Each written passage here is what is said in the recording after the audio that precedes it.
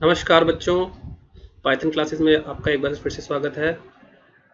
आज हम लोग देखेंगे कि लास्ट क्लास में जो हमने ये अपने काइनेमेटिक इक्वेशंस के जो फॉर्मूले पढ़े थे, उनके बेसिस पे एक न्यूमेरिकल हम लोग आज सॉल्व करके देखेंगे कि किस तरह से हम लोग ये जो तीनों फॉर्मूला हैं उनको अप्लाई कर सकते हैं और अपना जो आंसर है हम लोग बड़ी ही आसानी से निकालेंगे। ओके, तो क्वेश्चन ये एनसीईआरटी का ही क्वेश्चन है, सॉल्व एग्जाम्पल में है। हम लोग कुछ अनसॉल्व भी करेंगे, कुछ सॉल्व भी करेंगे। पहले मैं सोच रहा हूँ कि जो इम्पॉर्टेंट सॉल्व क्वेश्चन है उनको निपटा दिया जाए, उसके बाद हम लोग अनसॉल्व क्वेश्चन भी इसके एक एक करके देखेंगे। तो कंसेप्ट समझने के लिए सबसे बेस्ट क्वेश्चन यही है, तो मैंने इसीलिए इसको पिक किया है। और इक्वेशंस आपको याद ही हैं, कौन कौन सी इक्वेशंस है, तो ये इक्वेशंस हैं। और चलिए इस क्वेश्चन को अब देख लेते हैं। तो चलिए पहले पढ़ते हैं क्वेश्चन क्या बोल रहा है। क्वेश्चन बोल रहा है a ball is thrown vertically towards with a velocity of 20 metre per second. कह रहा है कि बॉल को 20 मीटर पर सेकेंड के वेलोसिटी से फेंका गया, मतलब इनिशियल वेलोसिटी इसकी स्टार्टिंग से ही जो वेलोसिटी थी वो 20 मीटर पर सेकेंड है, और जिस पॉइंट से फेंका गया ये समझ लीजिए वो पॉइंट है और ऊपर फेंक रहे हैं, और स्टार्टिंग वेलोसिटी इसकी कितनी हो जाएगी यानी u, वो 20 मीटर पर सेकेंड है। ऐसा करके यहाँ पर बोला है। ओके, आगे देखिए क्या बोलता है, from the top of a multi storey building. अच्छा, अभी जो टॉप ये जो पॉइंट है ना, वो किसी एक मल्टी स्टोरी बिल्डिंग है जो उसका टॉप है। सपोज कीजिए कि ये बिल्डिंग है हमारी, ये हमारी बिल्डिंग है और उसका ये टॉप है, वहां से हम लोग इस पार्टिकल को फेंक रहे हैं। ठीक है, और क्या बोल रहा है, the height of the point from which the ball is thrown is 25 metre from the ground. अच्छा, अब ये बोल रहा है कि ये जो ग्राउंड है उससे जो ये पॉइंट है जहां से हमने फेंका है, यानी हाइट ऑफ बिल्डिंग जो है वो बोल रहा है कि 25 मीटर है।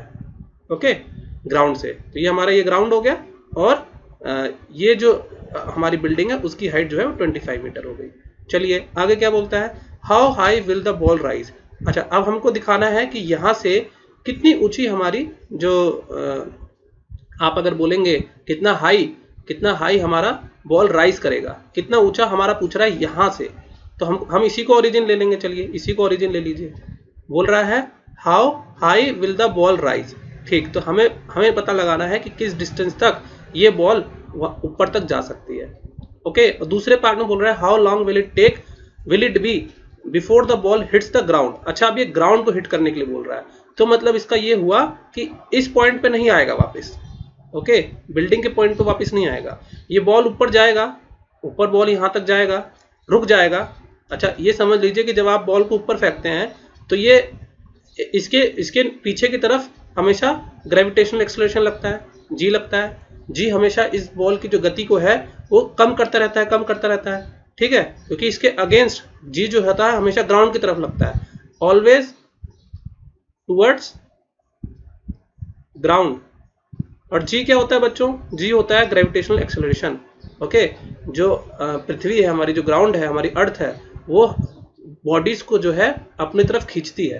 तो किस एक्सेलरेशन से खींचती है उसको हम लोग बोलते हैं ग्रेविटेशनल एक्सेलरेशन, यानी कि जी।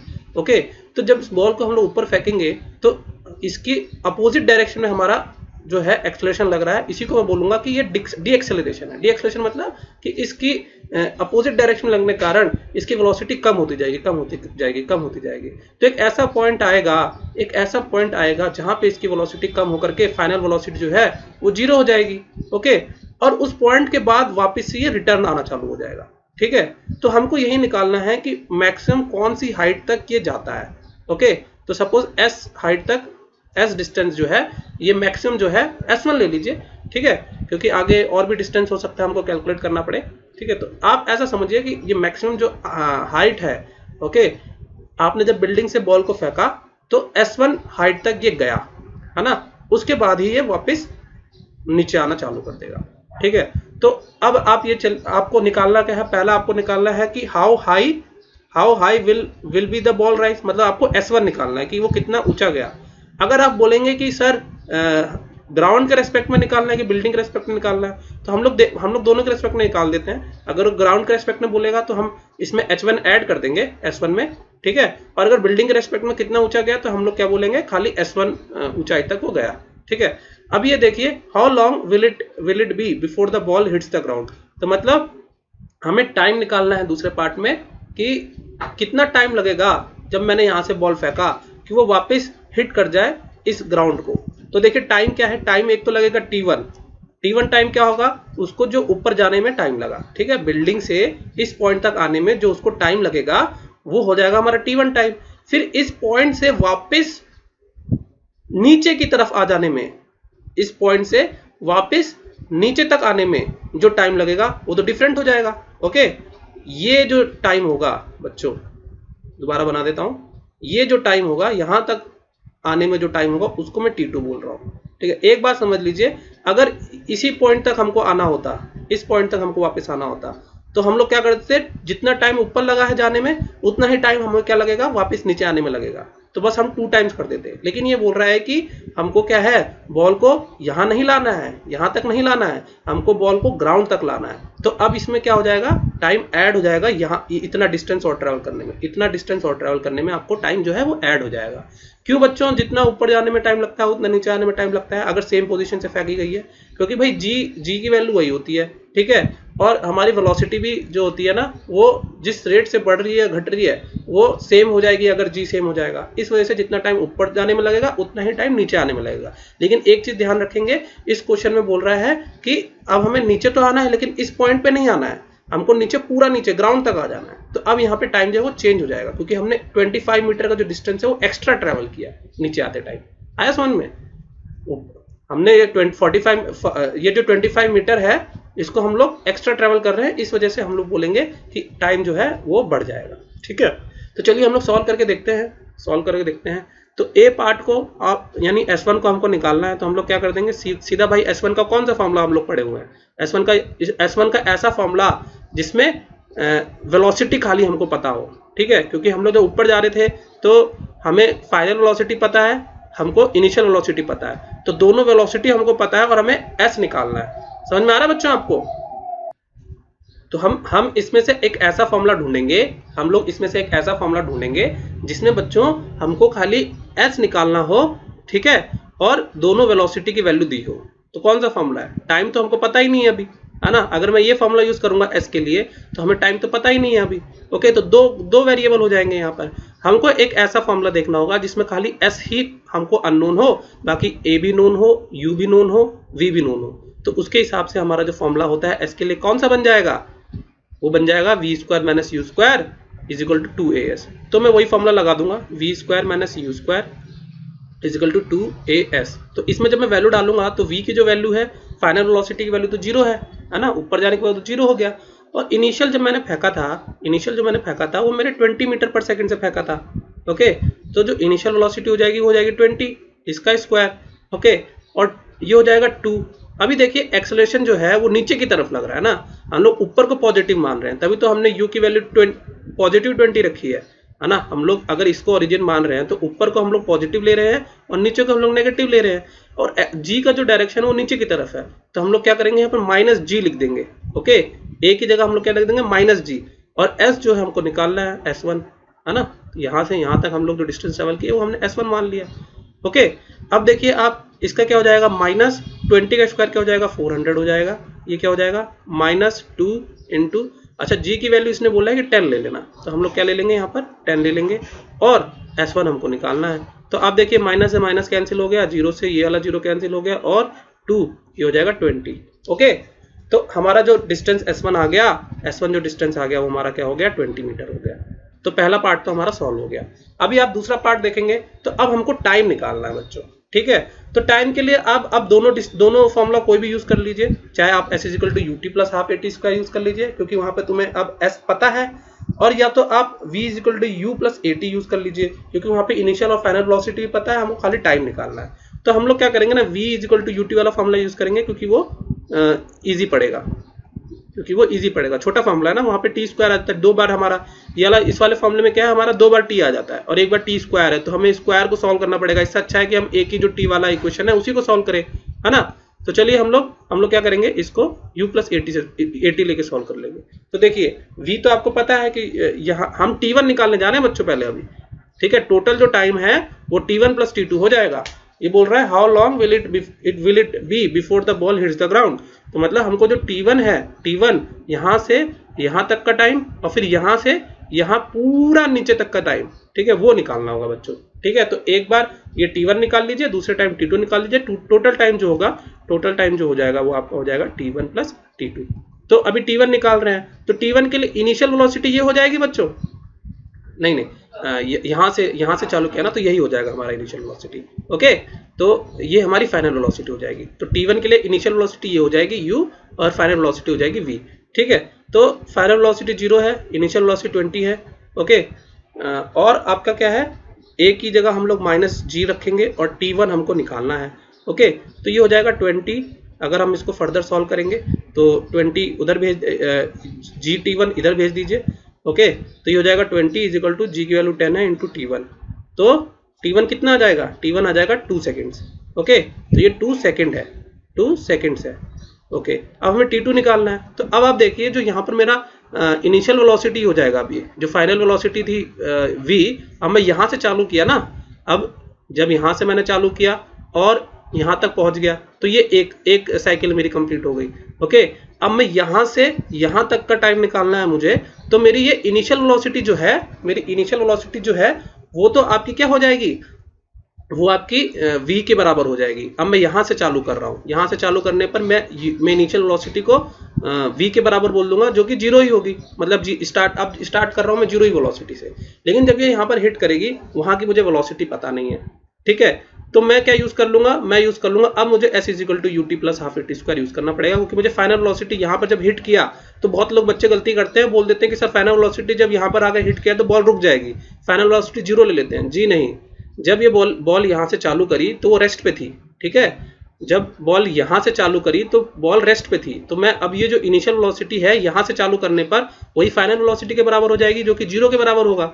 ठीक है, लेकिन जब बॉल यहाँ से नीचे आएगी, नीचे आएगी, नीचे आएगी, तो ये कुछ एक्सेलरेशन गेन कर लेगी, एक्सेलरेशन से वेलोसिटी, क्योंकि अब जी की जो डायरेक्शन है वो आपके वेलोसिटी की डायरेक्शन में ही है, जिस डायरेक्शन में बॉल जा रही है। इस वजह से इसकी वेलोसिटी बढ़ती चली जाएगी, बढ़ती चली जाएगी, बढ़ती चली जाएगी, और ये ग्राउंड को हिट करते टाइम इसकी कुछ वेलोसिटी होगी। तो आपकी फाइनल वेलोसिटी 0 नहीं होगी बच्चों, ध्यान रखिएगा। लेकिन हमको वेलोसिटी पता भी नहीं है कितनी है। ठीक है, तो हमको क्या करना होगा, हमको s is equal to ut plus half at square लगाना होगा यहाँ पर निकालने के लिए। तो s is equal to ut plus half at square में लगा रहा हूँ। ओके, अभी आप ये देखिए जो डिस्टेंस इसने ट्रेवल किया वो कितना ट्रेवल किया, s1 ट्रेवल किया प्लस जो हाइट का डिस्टेंस है वो ट्रेवल किया। देखिए यहाँ मैं साफ साफ बना देता हूँ, ये मेरी बिल्डिंग है, यहाँ से मैंने बॉल चालू करी, यहाँ पर गई। ओके, ये डिस्टेंस मैंने निकाला 20 मीटर आया मेरा, और मैंने स्टार्ट किया था 20 मीटर पर सेकंड से। फिर अब मुझे इस पॉइंट से वापस मैं यहाँ तक लेकर आ रहा हूँ, यही मेरा जो डिस्टेंस होगा वो क्या हो जाएगा, ये 25 मीटर था यहाँ तक। ओके, और ये 20 था, तो टोटल डिस्टेंस हो जाएगा 45 मीटर। ओके, और यहाँ से लेकर यहाँ तक आने में जो मेरे को टाइम लगेगा वो मेरा T2 है। ओके, तो इस डिस्टेंस की बात करूँ मैं, सिर्फ इस वाले इतने पोर्शन की अगर मैं बात करूँ, तो यहाँ पर इनिशियल वेलोसिटी मेरी 0 हो जाएगी, क्योंकि मैंने ऊपर से जब चालू किया तो मेरी वेलोसिटी रुक गई थी, मेरी बॉल रुक गई थी। ओके, और यहाँ पर क्या है, यहाँ पर मुझे वेलोसिटी नहीं पता है, तो मैं खाली s is equal to ut plus half at square लगा दूंगा। तो s की वैल्यू हो जाएगी मेरी 45, ut मेरा 0 हो जाएगा प्लस हाफ। और अभी आप देखिए कि जिस डायरेक्शन में आपकी वेलोसिटी थी ये मेरा ओरिजिन था। ठीक है, तो उसी डायरेक्शन मेरी अब g भी हो गया, तो मैं g को पॉजिटिव ले लूंगा। क्या ले लूंगा, पॉजिटिव ले लूंगा, क्योंकि उस टाइम वेलोसिटी इसमें थी और g इसमें था, इसलिए मैंने g को नेगेटिव लिया था। लेकिन जिस डायरेक्शन में अब वेलोसिटी है उसी डायरेक्शन में मेरा ग्रेविटी भी है, इसलिए मैं इसको पॉजिटिव ले लूंगा। ठीक है, क्योंकि अब डिस्टेंस भी अगर इसको आप कहेंगे सर नहीं, आपने बोला था कि यहाँ इसको ओरिजिन दिया तो नीचे वाली साइड को आप नेगेटिव ले लीजिए, तो बच्चों वैसे भी कर सकते हैं आप। इसको अगर नेगेटिव लेंगे तो फिर आपको डिस्टेंस को भी नेगेटिव लेना पड़ेगा। क्यों, क्योंकि आपका जो डिस्टेंस है आप इसको ओरिजिन ले रहे हैं, तो ये भी तो नीचे की तरफ जा रहा है, नेगेटिव y की ओर जा रहा है। ऐसे समझ लीजिए, किसी भी दो तरीके से समझ लीजिए कि अगर भाई u और g अपोजिट डायरेक्शन में है तो g को मैं नेगेटिव ले लिया, या u और g दोनों सेम डायरेक्शन में है तो दोनों को मैं पॉजिटिव ले लिया। क्योंकि कैसा है कि नेगेटिव नेगेटिव आपस में कटी जाएगा, तो इसलिए हम लोग पॉजिटिव बोल देते हैं। अगर ये कंसेप्ट समझ में नहीं आता है तो ऐसे समझ लीजिए कि अगर मैंने यहाँ से ओरिजिन लिया हुआ है तो नीचे की तरफ जो डिस्टेंस होगा 45 जो डिस्टेंस लिया मैंने उसको भी नेगेटिव लेना पड़ेगा, क्योंकि ये ओरिजिन है और ओरिजिन के नीचे कुछ भी होगा तो हम उसको क्या बोलेंगे, नेगेटिव बोलेंगे। तो जो डिस्टेंस है डिस्प्लेसमेंट एक्चुअली हो जाएगा ये 20 और 25, तो मैं इसको बोलूंगा -45, और फिर इसको यहाँ पे भी -g लिख दीजिए, कि जी भाई नीचे की तरफ है तो माइनस होना चाहिए। फिर इसको यहाँ पे लिख दिया T2 आप निकाल रहे हैं, T2 स्क्वायर हो जाएगा। अब यहाँ पे माइनस माइनस कैंसिल हो गया तो बात वही हो गई है ना, चाहे इसको पॉजिटिव लेके इसको पॉजिटिव ले लेते सब पॉजिटिव हो जाता, या दोनों को आप साइन कन्वेंशन प्रॉपर लगाना चाहते हैं तो आप माइनस माइनस दोनों तरफ ले लीजिए। ओके, माइनस माइनस दोनों तरफ कट जाएगा तो अभी ये क्या हो जाएगा 45 इक्वल टू हाफ इंटू, अभी जी की वैल्यू 10 रख दी और T2 का स्क्वायर है ना। अभी ये क्या हो जाएगा, ये 5 हो जाएगा है ना, 5 9 जा 45 होता है। ठीक है, अब आप देखिए T2 की जो वैल्यू हो जाएगी वो हो जाएगी प्लस माइनस 3 है ना। तो आप एक बताइए, टाइम नेगेटिव में तो होता नहीं है तो आप बोलेंगे T2 equal to 3 seconds. Okay, और टोटल टाइम जो होगा, टोटल टाइम आपका T1 प्लस T2 था तो आप क्या बोलेंगे 2 प्लस 3, आप बोलेंगे 5 सेकेंड जो है हमारा आ गया आंसर। ठीक है, तो इसका आंसर तो बच्चों हो जाएगा बी का आंसर हो जाएगा 5 सेकेंड्स, और ए का आंसर जो हो जाएगा, ए का आंसर हो जाएगा वो हो जाएगा, आप अगर बिल्डिंग के रेस्पेक्ट में बोलेंगे तो हो जाएगा 20 मीटर है ना, अगर टोटल ग्राउंड के रेस्पेक्ट में बोलेंगे तो 45 मीटर, 45 मीटर, यस 45 मीटर हो जाएगा। Okay, high, how high from the ground अगर बोलेंगे तो 45 मीटर, अगर बिल्डिंग के रेस्पेक्ट में बोलेंगे तो 20 मीटर। तो एनसीईआरटी में आपका बिल्डिंग के रेस्पेक्ट में बोला है how high will be the ball rise, तो आप बोलेंगे 20 मीटर पर 20 मीटर हाई होगा आपका बिल्डिंग के रेस्पेक्ट में। ओके, चलिए बच्चे, तो अब हम लोग समझते हैं कि रिलेटिव वेलोसिटी क्या होता है। ठीक है, तो बच्चों रिलेटिव वेलोसिटी, अब ये हमारा जो टॉपिक हम लोग इसमें अब एंटर करने जा रहे हैं वो हमारा लास्ट टॉपिक होगा इस चैप्टर का, मोशन इन स्ट्रेट लाइन का। और ये इस चैप्टर का जो मतलब रिलेटिव वेलोसिटी यहाँ पर दिया हुआ है वो ज़्यादा डिटेल में बताया नहीं है, मैं आपको पूरा डिटेल में समझाऊंगा, क्योंकि अभी जो रिलेटिव वेलोसिटी है ये बेस है आपका, वेक्टर यहाँ से चालू हो जाते हैं, वेक्टर का बेस है। ठीक है, तो आगे प्लेन में प्लेन मोशन आएगा या फिर आपका जो भी मोशन आने वाला है तो वहाँ पे भी रिलेटिव वेलोसिटी हमको समझाना ही है। तो यहीं से हम लोग अपना बेस जो है रेडी करके चलते हैं ताकि रिलेटिव वेलोसिटी हमारा एकदम स्ट्रांग हो जाए। ठीक है, और एक बात बता दूं बच्चों कि ये जो आप रिलेटिव वेलोसिटी पढ़ रहे हैं ये वाला जो कॉन्सेप्ट है ये आपके बीटेक तक काम आएगा, और अगर आपने मैकेनिकल ले ली तब तो समझ लीजिए कि आपको हर पॉइंट पर रिलेटिव वेलोसिटी यूज करनी है। तो आप एक चीज समझिए, पहले मैं आपको एग्जांपल दे देता हूं कि रिलेटिव वेलोसिटी है क्या, ताकि आपको थोड़ा सा फील हो जाए।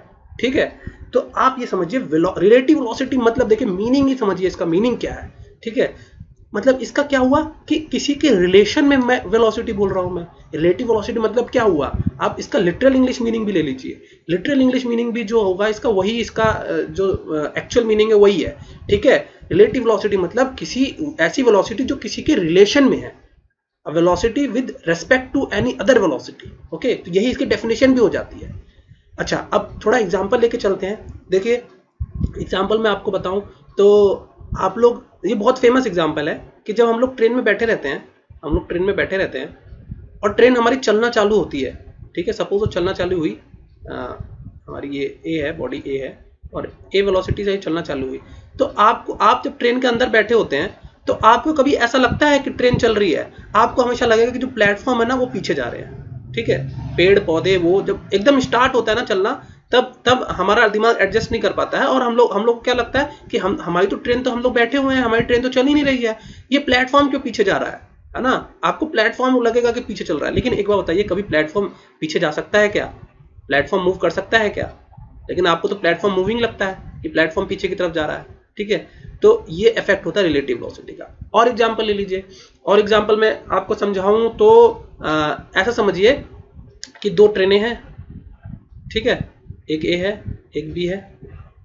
ओके, एक ए है एक बी है, ये वी ए से जा रही है और ये वी बी से जा रही है, पैरेलल ट्रैक पे जा रही है। ये अपना इसका एक ट्रैक है, ये उसके पैरेलल के ट्रैक में एक और ट्रेन जा रही है। ठीक है, और एक और सेट बना लीजिए ऐसी, है ना, ये ए ट्रेन, वी ए ट्रेन इससे जा रही है पटरी है, और दूसरी ट्रेन जो है इसके अपोजिट से दूसरी तरफ से आ रही है। ठीक है, वी बी, है ना। अभी क्या होगा ना बच्चों, अभी देखिए ये हम लोग यहाँ पे वेलोसिटी हम लोग वेक्टर मान रहे हैं तो दोनों सेम साइड है, पॉजिटिव ले लिया।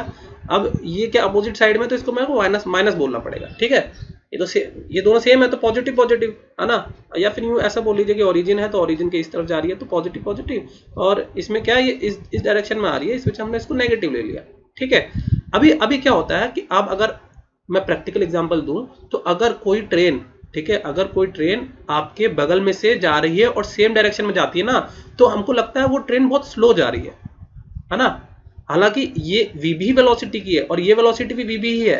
ठीक है, मतलब ऐसा अगर मैं वैल्यू दे दूं इसको, तो सपोज आप 40 मीटर पर सेकंड से जा रहे थे और ये वाली ट्रेन आप 80 मीटर पर सेकंड से जा रही है, ठीक है, और यहाँ पे ये 40 मीटर पर सेकंड है और ये क्या है, ये 80 मीटर पर सेकंड है, लेकिन अपोजिट डायरेक्शन में। तो माइनस लगा दिया, माइनस अभी आप कंसिडर मत कीजिए, अभी ऐसे समझ लीजिए कि ये 80 मीटर से अपोजिट डायरेक्शन में आ रही है ना।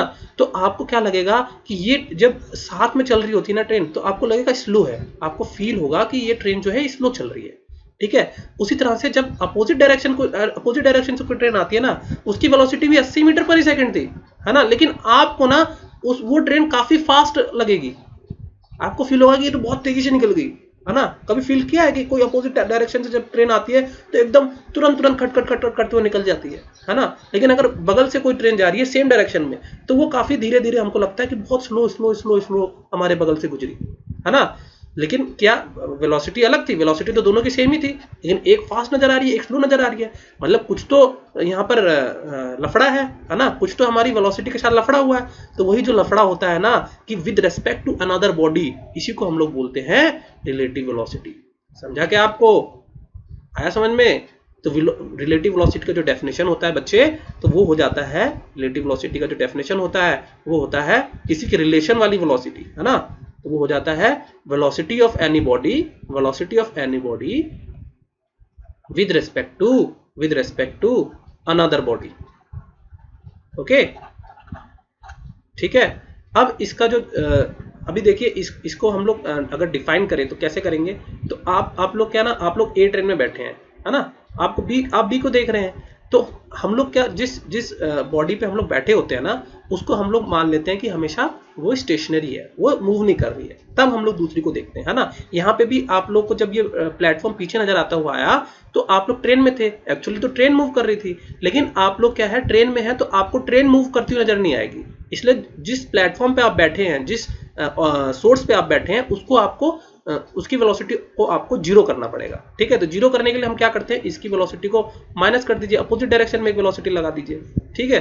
तो इसी तरह से जब आप जो इसमें करेंगे वही आपको दूसरी बॉडी के साथ करना है। तो प्लेटफॉर्म के साथ हम लोग माइनस वी कर दिए, इसलिए हमको पीछे जाता हुआ आपका जो है प्लेटफॉर्म नजर आएगा। अब इसमें आप देखिए, आप तो जाते 40 मीटर पर सेकंड से, लेकिन आप ट्रेन में, तो जब ट्रेन में बैठे हैं तो आप भी 40 मीटर पर सेकंड से ही गए, है ना, लेकिन आप जिस भी सोर्स पे आप बैठेंगे उसको आपको जीरो करना पड़ेगा, ठीक है। तो हम लोग क्या कर देंगे, इसको यहाँ -40 कर देंगे, और जो आपने किया, जिस ओरिजिन पे आप बैठे हैं, जिस सोर्स पे आप बैठे हैं, जैसा इसके साथ किया वैसे ही इसके साथ कर दीजिए, ठीक है, -40 कर दीजिए। तो ये जो है आपका क्या आ जाता है, 40 मीटर पर सेकंड, यानी इसलिए आपको ये स्लो नजर आती है। समझ में आया? और उसी तरह से अभी देखिए हमने क्या किया, हमने कुछ नहीं किया, अगर हमने बी की वेलोसिटी देखी तो हमने VB माइनस VA किया, है ना। तो यही जो रिलेटिव वेलोसिटी होता है, अगर मैं बोलूंगा VBA is your relative velocity, तो ये इसका मतलब हुआ velocity of B with respect to velocity of A, जो क्या हो जाएगा, कुछ नहीं, VB माइनस VA। आया समझ में? अगर मैं B की वेलोसिटी अब देखूंगा तो मैं क्या बोलूंगा, VB माइनस VA बोलूंगा। क्यों VB माइनस VA बोलूंगा? क्योंकि जिस सोर्स पे जहां से मैं जो हमारा यहाँ पर टेक्निकल टर्म है, ये हम लोग उसको बोलते हैं फ्रेम ऑफ रेफरेंस, ठीक है। फ्रेम ऑफ रेफरेंस के बारे में बताऊंगा, 2 टाइप के फ्रेम ऑफ रेफरेंस होते हैं, इसके बारे में बात की जाएगी। लेकिन ऐसा समझ लिए, जिस सोर्स पे आप बैठे हैं, जिस फ्रेम पे आप बैठे हैं, उसको फ्रेम ऑफ रेफरेंस कहा जाता है, और उसकी वेलोसिटी को हमेशा जीरो करके हम लोग दूसरे बॉडी की वेलोसिटी को मेजर करते हैं, ठीक है। तो आपकी बॉडी अगर VA से मूव कर रही है, लेकिन आपको तो महसूस नहीं हो रही कि वो मूव कर रही है। क्यों नहीं महसूस हो रही? क्योंकि हमने इसका जो हमने जिस बॉडी पे बैठेंगे उसको हम लोग उसकी वेलोसिटी से उसको स्थिर कर देंगे, स्टॉप कर देंगे, तो हम लोग उसी वेलोसिटी से माइनस कर देंगे, यानी VA माइनस VA, तो ये जीरो, आपको जीरो लगेगा कि हम लोग मूव ही नहीं कर रहा है। और जैसा आप इसके साथ करेंगे, यानी एक LHS और RHS वाला कंसेप्ट है, ठीक है, जैसा आप इसके साथ करेंगे वही आपको B बॉडी के साथ करना है, ठीक है। तो आप क्या करेंगे, VB माइनस VA कर देंगे। तो जो आपने VB माइनस VA किया वही है आपका वेलोसिटी ऑफ B, यानी B वाली जो ट्रेन है with respect to your velocity of A, जो आपकी ट्रेन थी उसके, ठीक है। तो ये तो हो गया, देखिए ये हो गई कम। अब इसमें देखिए कैसा हुआ, इसमें क्या हुआ, ये भी अगेन आप VB माइनस VA किए, है ना। तो इसमें क्या हुआ, ये तो -80 थी, ये -80 थी, और माइनस VA किए तो -40, यानी -120, है ना। तो वेलोसिटी बढ़ गई, देखिए तो आपको इस डायरेक्शन में ये ट्रेन लगेगा कि 120 की वेलोसिटी से जा रही है, हालांकि ये जा रही थी 80 मीटर से, लेकिन आप इस फ्रेम में बैठे थे तो इस फ्रेम का आपने यहाँ से -40 कर दिया, क्योंकि इसको रेस्ट में करना है, इस बॉडी को रेस्ट में करना है। रेस्ट में करने के लिए इसको आपको 40 से माइनस करना पड़ेगा, और जैसा आपने इस बॉडी के साथ किया है वही आप इस बॉडी के साथ भी कर देंगे। तो जब आप इस बॉडी के साथ करेंगे तो इसका तो -80 था ऑलरेडी, और -40 और कर दिया तो ये -120 हो जाएगी, -120 हो जाएगी। इसका मतलब है कि इस डायरेक्शन में इसकी जो वेलोसिटी है वो आपको 120 नजर आएगी, है ना, और इसमें क्या है 40 नजर आ रही है इस डायरेक्शन में, फॉरवर्ड डायरेक्शन में, तो इस वजह से ये स्लो नजर आती है और ये वाली जो ट्रेन है वो आपको फास्ट नजर आती है। समझ में आया? तो रिलेटिव वेलोसिटी का फॉर्मूला क्या हो जाएगा, VB माइनस VA, है ना। अगर मैं बोलूं कि velocity of A with respect to B, तो आपको सिंपल लिखना है कि velocity of A with respect to B, है ना, यहाँ पे हो जाएगा VA माइनस VB। समझ में आया? यहाँ पे VBA बोला था यानी B का A के रेस्पेक्ट में, यानी A आपका फ्रेम ऑफ रेफरेंस है, ठीक है।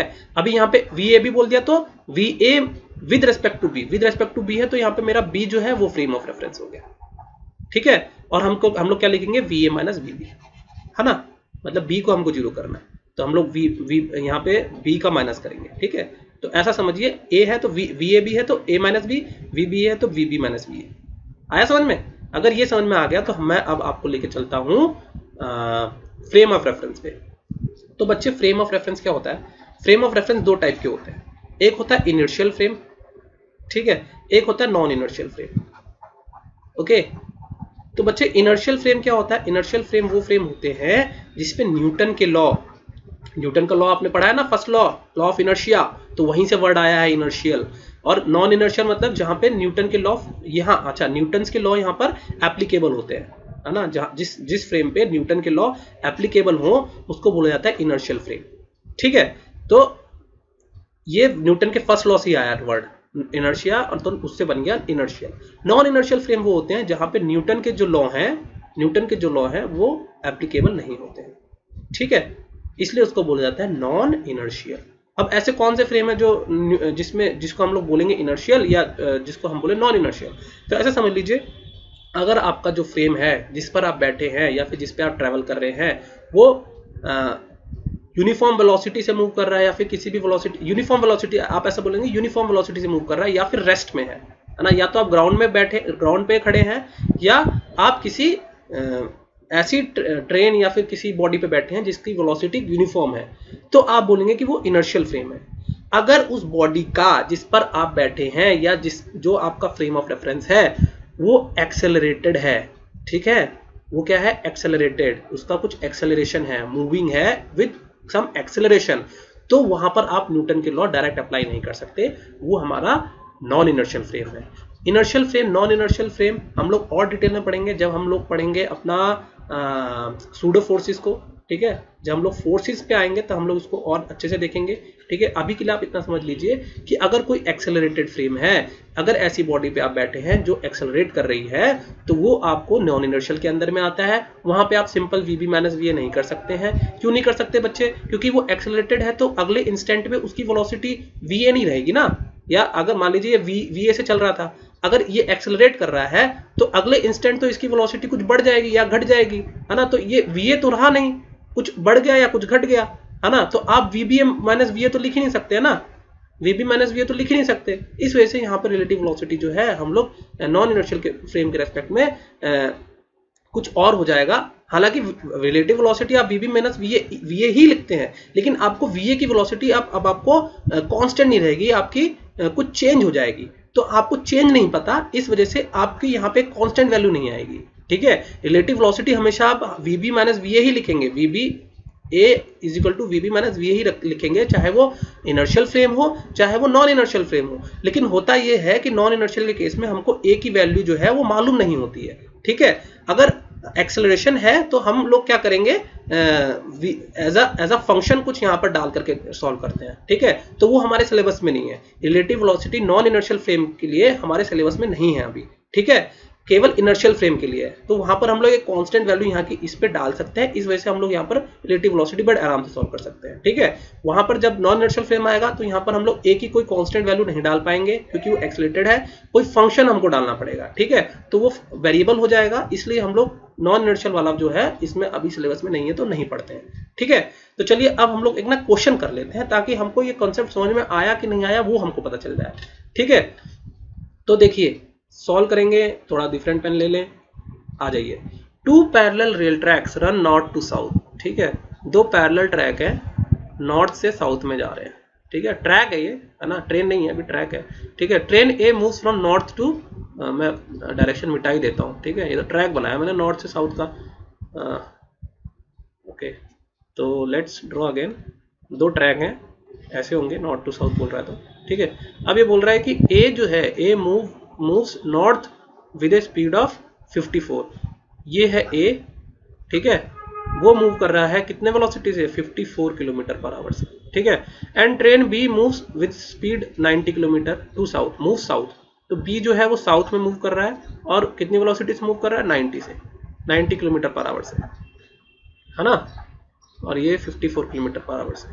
ओके, तो अब क्या करना है हमको, what is velocity of B with respect to A, यानी हमको निकालना है velocity of B with respect to A, यानी कि velocity V B minus V A. अब आप बच्चे एक चीज देखिए कि अगर मैं ओरिजिन मतलब इसको ऊपर को पॉजिटिव मानूं, है ना, अपर को पॉजिटिव मानूं और लोअर को नेगेटिव मानूं, है ना, तो ये ऊपर के डायरेक्शन में ये प्लस हो जाएगा।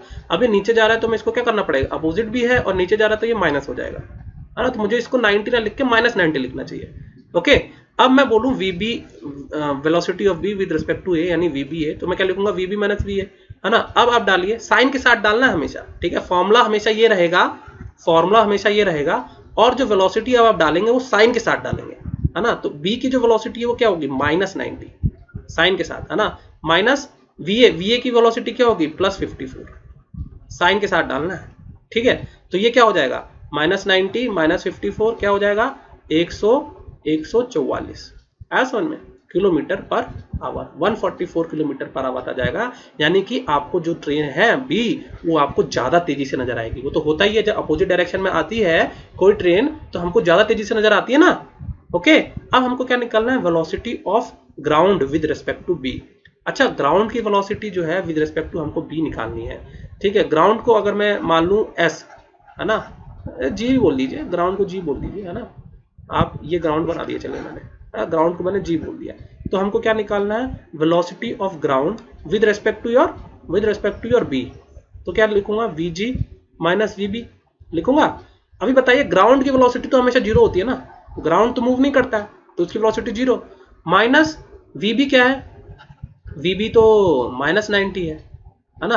तो ग्राउंड के रेस्पेक्ट में हमको लगेगा कि जो ये है आपकी बॉडी है, velocity of ground with respect to your B, तो बी के रेस्पेक्ट में लगेगा कि जो ग्राउंड है वो पीछे की तरफ, मतलब ऊपर की तरफ जा रहा है ना, +90 किलोमीटर पर आवर आ जाएगा, है ना। अगर मैं बी पे बैठा हूं तो मुझे ग्राउंड लगेगा कि पीछे की ओर यानी पॉजिटिव डायरेक्शन हो गया ना, ये प्लस आया तो मेरा, ओके, पीछे की ओर 90 किलोमीटर पर आवर से जा रहा है। और बी में बैठा हूं तो मुझे बी की तो वेलोसिटी लगेगी नहीं, जीरो हो जाएगी बी के रेस्पेक्ट में, अगर मैं बी के अंदर बैठा हूं तो समझ में आया ये पॉजिटिव 90 कैसे आया। इसका मतलब हुआ कि जब मैं बी में बैठा था तो मुझे ग्राउंड जो है वो पीछे की ओर यानी नॉर्थ पॉजिटिव डायरेक्शन में हमको +90 के हिसाब से नजर आएगी। ठीक है, और अब जिसमें भी बैठे हो तो वो आपको तो जीरो ही नजर आएगी हमेशा, चाहे ए पे बैठो तो ए की वेलोसिटी जीरो नजर आएगी, बी पे बैठो तो बी की वेलोसिटी जीरो आएगी आपको नजर में। ठीक है, अब बोल रहा है velocity of a monkey running on the roof of a train against it's motion, velocity of monkey running on the roof of the train A train के ऊपर कोई मंकी बैठा है जो against it's motion with a velocity of the train against its motion with a velocity of 18 kilometre with respect to train A, वो opposite direction में दौड़ रहा है 18 किलोमीटर पर आवर से, है ना, as observed by a man standing on the ground। Okay, तो आप पहले बताइए, ये ट्रेन थी, ठीक है, ट्रेन जा रही है आपकी 54 किलोमीटर पर आवर से। ठीक है, ट्रेन के ऊपर बंदर बैठा है और वो जा रहा है 18 किलोमीटर पर आवर से। ठीक है, तो और आपको बताना है कि ग्राउंड के रेस्पेक्ट में क्या बताना है, ग्राउंड के रेस्पेक्ट में आपको बंदर की वेलोसिटी बतानी, यही है। Velocity of a monkey running on the roof of the top of A against the motion with a velocity of 18 kilometre with respect to train A as observed by man standing at A. ठीक है, तो ground पे कोई आदमी बैठा खड़ा है, ठीक है, ग्राउंड के रेस्पेक्ट में समझ लीजिए, ग्राउंड के रेस्पेक्ट में आपको बंदर की वेलोसिटी बतानी है। आया समझ में? तो आप ये देखिए, अगर आप डायरेक्ट लगा दिए कि monkey with respect to ground, ठीक है, अगर आपने डायरेक्ट लगा दिया तो आपको पहले बोलना पड़ेगा, आपको क्या बोलना पड़ेगा, भाई बंदर इसके ऊपर बैठा है, तो आपको पहले बताना पड़ेगा कि मंकी की with respect to A train क्या है। ठीक है, मंकी की with respect to A train क्या है। ओके, ऐसा सॉल्व कर लीजिए। आप कैसे सॉल्व करेंगे, अगर ये 18 है, ये 54 है, ठीक है, तो बंदर भी 54 के साथ भी तो जा रहा होगा, है ना। तो आप क्या करेंगे, 54 माइनस 18 कर दीजिए, 54 माइनस 18 कर दीजिए, ठीक है, क्योंकि इसका रिलेटिव वेलोसिटी क्या हो जाएगा, बंदर का relative velocity with respect to train कितना हो जाएगा, 54 माइनस 18 हो जाएगा। ऐसे लिखिए, velocity of train A with respect to monkey, है ना, क्योंकि ये जो बंदा है वो तो एक्चुअल में देख रहा है आपके ट्रेन को, है ना, ट्रेन के ऊपर मंकी दौड़ रहा है। तो with A V A M आप लिखेंगे, तो 54 माइनस 18 मतलब कितना हो गया, आप लिखेंगे ये हो जाएगा 46 और 36, ओके, 36 किलोमीटर पर आवर हो जाएगा। ठीक है, मतलब जो बंदर है वो ट्रेन भी तो इसको लेके चल रही है ना, तो बंदर जो है वो 36 किलोमीटर पर आवर के रेस्पेक्ट में ऊपर की ओर जाएगा। आया समझ में? तो वही ग्राउंड के रेस्पेक्ट में भी हो जाएगा, यही जो है आपका मंकी का ग्राउंड के रेस्पेक्ट में हो जाएगा। ग्राउंड का क्या आ जाएगा, ग्राउंड का आ जाएगा आपका 0 और बंदर का आ जाएगा 36। ओके, आया समझ में? 36 किलोमीटर पर आवर जो है आपका आ जाएगा बंदर का velocity with respect to ground. Okay, तो यहाँ पर आपका जो है खत्म हो गया है क्लास 11th का टॉपिक। ठीक है, हम लोग अब जाएंगे नेक्स्ट चैप्टर पे, लेकिन मैं अब 11th का जो नेक्स्ट चैप्टर है मोशन इन प्लेन्स वो स्टार्ट करूंगा। ओके, और साथ में हम लोग पैरेलली अब क्लास 12th का भी चैप्टर नंबर 1 से हम लोग चालू करने जा रहे हैं। Okay, thank you.